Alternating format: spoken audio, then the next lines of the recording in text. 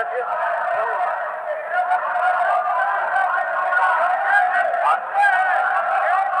अरे बैठिए ना अध्यक्ष महोदय, सदन नेता का बात हो रहा है। मान्य सदस्य, आप लोग तो बैठिए, आप लोग बैठिए, आप लोग बैठिए ना, आप लोग बैठिए। सोनू जी, सोनू जी बैठिए, आप लोग बैठिए, आप लोग बैठिए।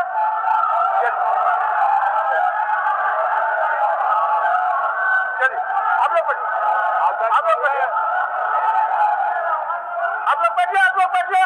चलिए माननीय मुख्यमंत्री, आप लोग बैठिए ना यार, बैठिए ना। चलिए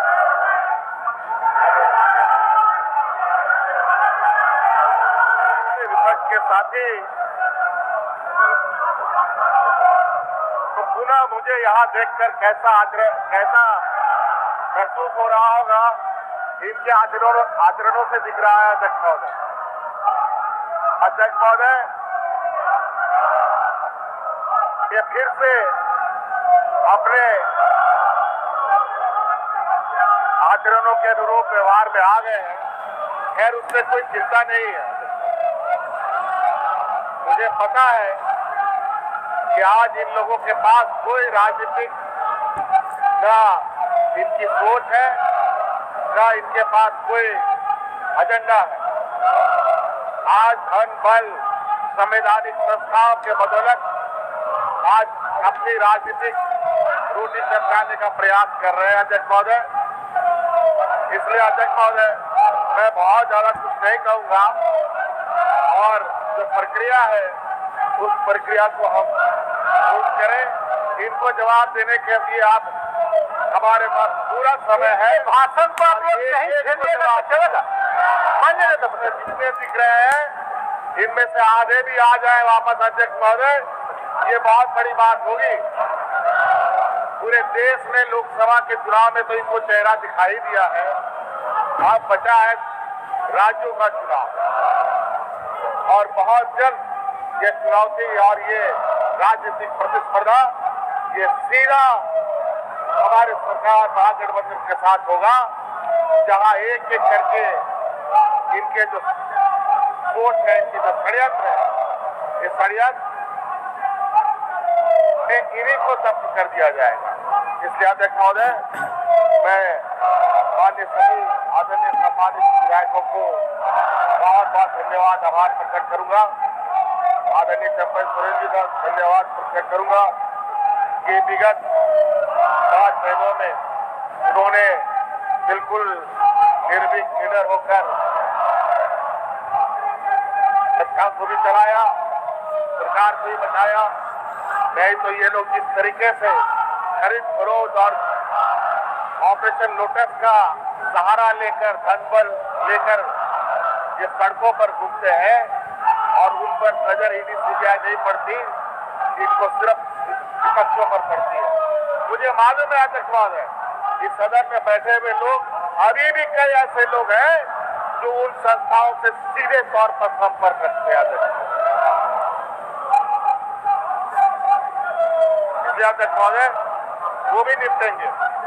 सभी के बारे में बहुत अच्छा खासा आपने अनुभव ले लिया है, अब इनकी एक दाल भी नहीं गलेगी। बहुत बहुत धन्यवाद। जोहार। इस प्रस्ताव पर विनिश्चय माननीय सदस्य अपने स्थान पर सीपी बाबू को बैठाए आग्रह करके, आपको भी आग्रह करता है, आपको भी आग्रह करता है, आप भी बैठे बोल। ठीक है महोदय, आपका तो भाई विशेष, आप है ही हम लोगों के गार्जियन हैं। हम आपसे बाहर नहीं, हम भी आपसे बाहर नहीं है। ये बात हम लोग 5 साल से समझा रहे हैं, आपको विश्वास दिलाने की कोशिश कर रहे हैं। महोदय, हेमंत जी आए हैं, उनको एक बार बधाई फिर से।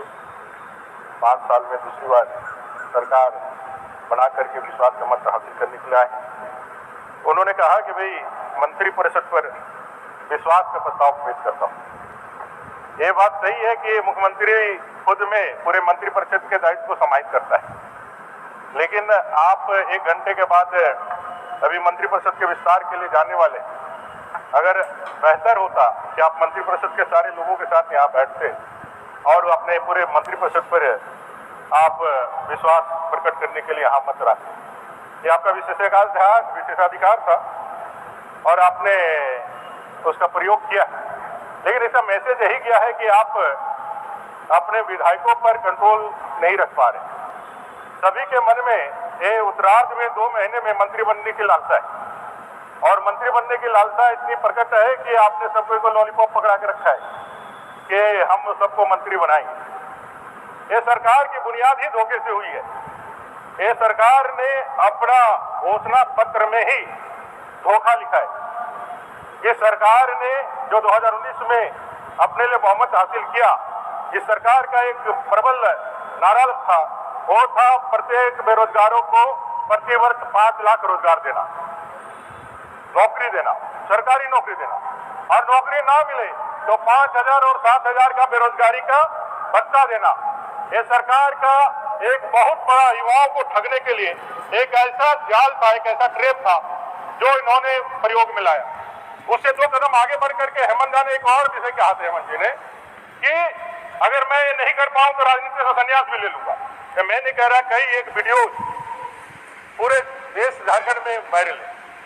आप वहां कह करके आप सरकार सत्ता में आए और सत्ता में आने के बाद ये चाहे सहायक पुलिसकर्मी जो अभी यहाँ पे पहुंचे हुए हैं, आप आ रहे होंगे तो देखे होंगे, इन सहायक पुलिसकर्मियों को भी आपने कहा था कि हम आएंगे तो इनको भी हम प्रमोट करके इनके सैलरी और बाकी DA सब बढ़ा। हद तो तब हो गई जब आपके मंत्री और आप लोगों ने ऐसा घोषणा करके माला पहन लिया, मिठाइयां खा ली, और मिठाइयां माला खाने के बाद भी आज जब आप उत्तरार्ध में हैं, आप जाने वाले हैं, तब भी वो वहां बैठ करके अपने उसी मांग के लिए आज भी अपने बाल बच्चे के साथ यहाँ ठग करके यहाँ पहुंचे। तो मैंने कहा कि ये सरकार ठग करके ही सरकार सत्ता में आई और ठग करके ही इन्होंने 5 साल ये सत्ता चलाई है। जब जब युवाओं का आक्रोश बढ़ा, जब जब महिलाओं का आक्रोश बढ़ा, फिर कोई ठगने की नई स्कीम लेकर के आप चले। आप कहें कि भाई इस बार हम आएंगे तो 1 लाख रुपये 1 जुलाई को दे देंगे, खटाखट 8,500 रुपया दे देंगे, ऐसा कह करके आपने चुनाव में जाने का वायदा किया और चुनाव में गए, 1 जुलाई भी पार हो गई, किसी को 1 पैसा नहीं मिला। अभी आप कह रहे हैं 1 लाख दे करके भाई इतना देंगे। महोदय, इस सरकार में 4 महीने से पेंशन नहीं मिला है। जिस योजना का एक ढंढोरा पीटते हैं, बूढ़े बूढ़ियों को 4 महीने से पेंशन नहीं मिला है। जिन अन्य योजना का आप ढंढोरा पीटते हो, 11 महीने 12 महीने से ग्रीन कार्ड होल्डरों को अन्न नहीं मिला है। कितना ठगेगा महाराज? जो परीक्षाएं आपने ली, वो परीक्षाएं एक भी परीक्षाएं फ्री एंड फेयर नहीं हुआ, सब में कदाचार के आरोप लगे। जैसे CGL के जितने एग्जामिनेशन हुए, सारे एग्जामिनेशन में कदाचार का आरोप लगा। PGT के अभ्यर्थी आज सड़क पर हैं, उन्होंने बकायदा पूरे उदाहरण के साथ दिखाया है कि किस तरह से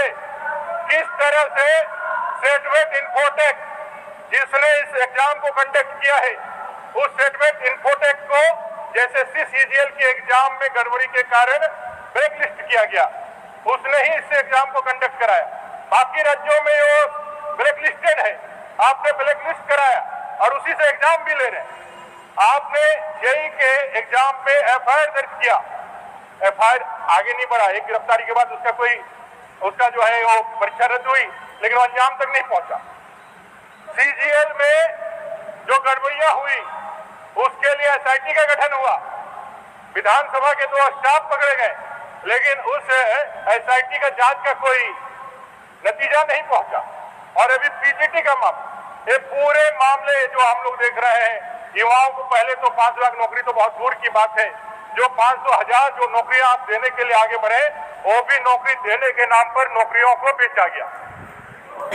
सारे नौकरियों को आपने बेच दिया, सारे एग्जामिनेशन आपने बेच करके जैसे CGL के चेयरमैन को इस्तीफा देना पड़ा, बावजूद इसके भी आपने उस जांच को पूरी तरह से एकदम ठंडे बस्ते में रख दिया। क्यों? क्योंकि इसकी सीधी आंच आप तक पहुंचने वाली थी, सरकार तक पहुंचने वाली थी, ये सीधी आंच आप तक पहुंचने वाली थी, आपने उसका कोई ध्यान नहीं लगाया। कई एक अनुबंध कर्मी हो, चाहे पोषण सखी हो, चाहे और सहिया कर्मचारी हो, वो सारे लोग ठगे हुए महसूस कर रहे हैं। अब 12 शिक्षक भी जिनसे आपने मालाएं पहनी, वो भी आज सड़कों पर उतरने के लिए तैयार हो रहे महोदय। इसलिए मैं कह रहा हूँ, ठगबंधन सरकार थी जो ठग करके सरकार बनाई और वायदा खिलाफी करके आज सरकार को आगे बढ़ाने का काम किया। महोदय, लॉ एंड ऑर्डर की स्थिति क्या है? कल मुख्यमंत्री जी जगन्नाथ मंदिर में रथ पूजा कर रहे थे, विधानसभा का सत्र आहूत था और 500 मीटर के दायरे में दिन दहाड़े एक पार्षद को गोली मार दी गई। दिन दहाड़े गोली मार दी गई। बगल में गोली मार करके दुकान लूट लिया। कुछ दिन पहले दुकानें लूट ली गई। पूरे झारखंड में एकदम से अराजकता है। लोग कह रहे हैं ना, महाठग अराजकता ऐसी कि अब जंगल राज को भी लोग अब उपमा देना नहीं चाह रहे। इतना गंदा तरीके से यहाँ स्थितियां हो गई है। और ये सारा जो हम लोग गए वहां पे सारे लोगों का एलिगेशन प्रशासन पर है कि प्रशासन के कारण उनके संरक्षण में सब चीजें हो रही। जब वो पार्षद वेद प्रकाश ने बताया था कि उनके जान को खतरा है, जब डीएसपी और सभी लोगों को इस तरह के मालूम थे, तो फिर क्यों नहीं उस पे जो उसको बचाने का काम किया? क्यों गोलियां थे? क्यों अभी तक सीसीटीवी और इतना लाखों लोग रहने के बाद भी ये घटना घटित हुई और अभी तक पकड़ा नहीं किया? ये सारे चीजें आज झारखंड के अंदर तैर रही है।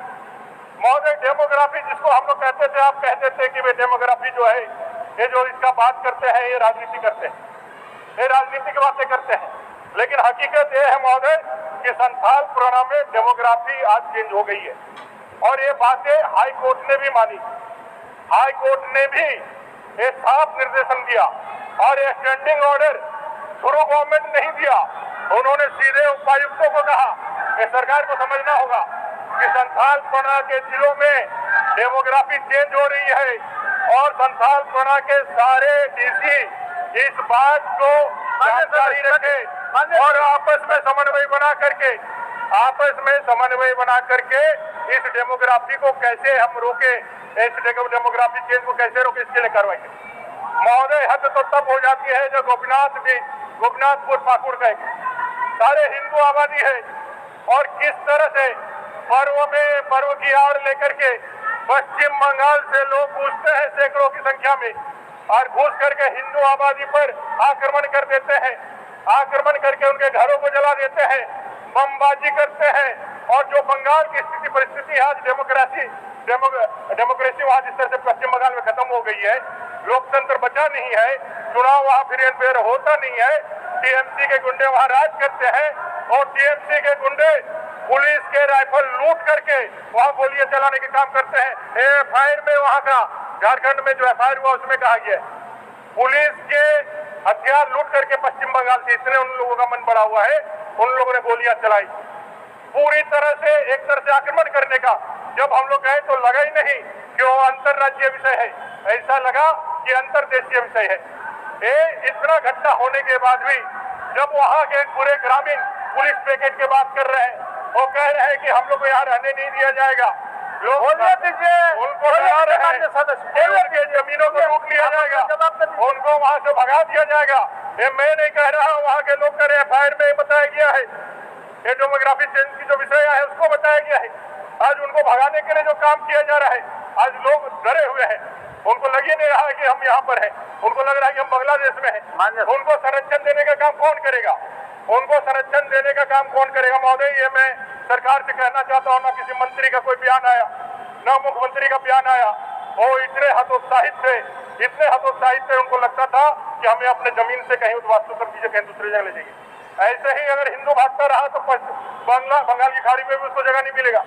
महोदय, ये डेमोग्राफी चेंज को लेकर के इस सरकार के पास क्या जवाब है, उनको देना चाहिए। हूल दिवस अभी मनाया हम लोगों ने, माननीय मुख्यमंत्री जी गए वहाँ। 1855 में सिद्धू कानू ने 50,000 लोगों को वहाँ भोगनाडी में एकत्रित किया था, आंदोलन की बिगुल फूकी थी अंग्रेजों के खिलाफ, अपने परंपरा को बचाने के लिए, अपने आदिवासी अस्मिता को बचाने के लिए, अपने जल जंगल जमीन माँ बेटी रोटी को बचाने के लिए वो आंदोलन किए। उस समय 50,000 1855 में। महोदय, वो भोगनाडी में जो सिद्धू कानू जी का जन्म स्थली है, उस भोगनाडी में अब 7 परिवार ही आदिवासी बचे हैं, बाकी सारा परिवार चेंज हो गया है। भाई जब आदिवासी बचेगा नहीं, जब आदिवासी बचेगा नहीं तो आप किस आदिवासी अस्मिता की बात करेंगे? महोदय 1951 में हो गया, 1951 में बंगाल परगना में 44%, 44.67% अब हो गया, 45% आदिवासियों की आबादी थी और लोगों की आबादी 9% थी। अमर बाबू महोदय 2011 में जो सेंसस है उसमें अमर बाबू आदिवासियों की आबादी 44% से घट करके 28% हो गई और मुसलमानों की आबादी 22% हो गई। आगे 10 साल में भी यदि होगा तो मुस्लिम आबादी आदिवासी आबादी के साथ जुड़ जाएगी। महोदय वो आदिवासी जा कहाँ रहे हैं? लैंड जिहाद, लव जिहाद, अब तो वोट जिहाद भी आ गया है। अगर आप ये सरकार जो आदिवासी हित की बात करती है, अगर इसका संरक्षण नहीं करती है, अगर उनको बचाने का काम नहीं करती है, माँ बेटी रोटी बचाने का काम नहीं करती है, हकीकत में सिर्फ बोलने से नहीं होगा, कथनी और करनी में अंतर नहीं करना होगा। आने वाली पीढ़ी आपको कभी इस बात के लिए जरूर जवाब देगी और अपने को माफ नहीं कर पाएगी कि भाई हमारे लिए हमने जिसको खड़ा किया, जिस पे विश्वास किया, उसके साथ क्या अत्याचार क्या अन्याय। महोदय ये सरकार भ्रष्टाचारी सरकार है। इन्होंने भ्रष्टाचार के नए रिकॉर्ड तैयार किए हैं। अभी उनके एक मंत्री जेल में है,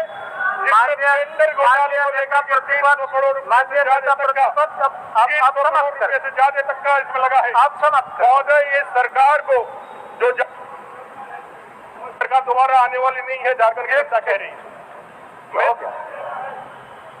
भ्रष्टाचारी सरकार, इस भ्रष्टाचारी सरकार जिसपे इतना बड़ा एलिगेशन लगा, 5 साल में पहली बार ये साइकिल वितरण करे।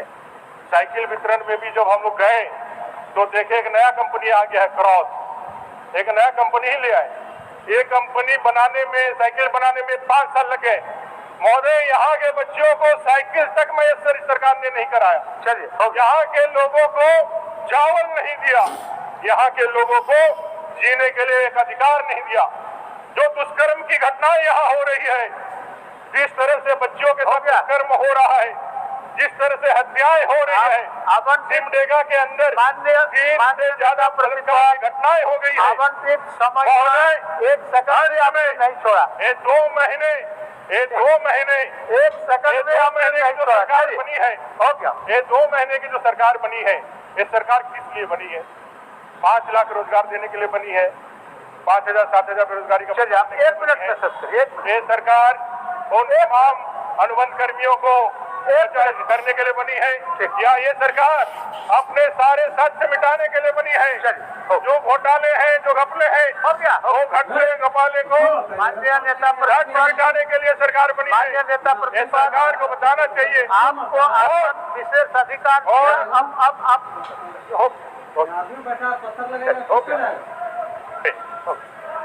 आप आसन को धन्यवाद नहीं दिए, आप आसन को धन्यवाद देते हुए इस आग्रह के साथ, एक बच्चे नहीं होना चाहिए, उधर से एक बोलने के बाद अपने दल के एक व्यक्ति को जरूर बोलने का मौका दिलाना चाहिए।